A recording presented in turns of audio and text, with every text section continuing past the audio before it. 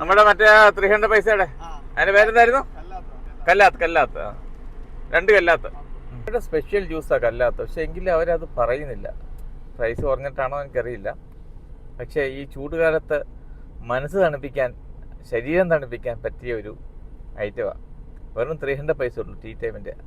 നമ്മുടെ കല്ലാത്ത juice വരുന്നുണ്ടേ. Orange മാത്രമേ ഉള്ളൂ?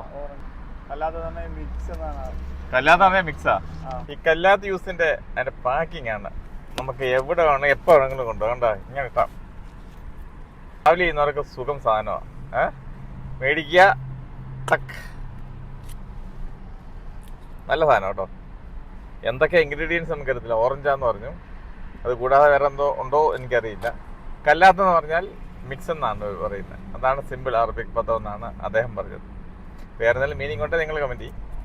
ഓക്കെ, അപ്പോൾ വെറും 300 പൈസയ്ക്ക് മനസ്സ് തണുപ്പിക്കാം, ശരീരം തണുപ്പിക്കാം. ടീ ടൈമിൽ ജ്യൂസ് കിട്ടുമെന്നായിരിക്കും നിങ്ങളുടെ സംശയം. അവിടെ ജ്യൂസും ഉണ്ട്, അങ്ങനെ പല ഐറ്റംസും അവിടെ ഉണ്ട്. നേരെ വിട്ടു, വെറും 300 പൈസയുടെ കല്ലാത്ത ജ്യൂസ്.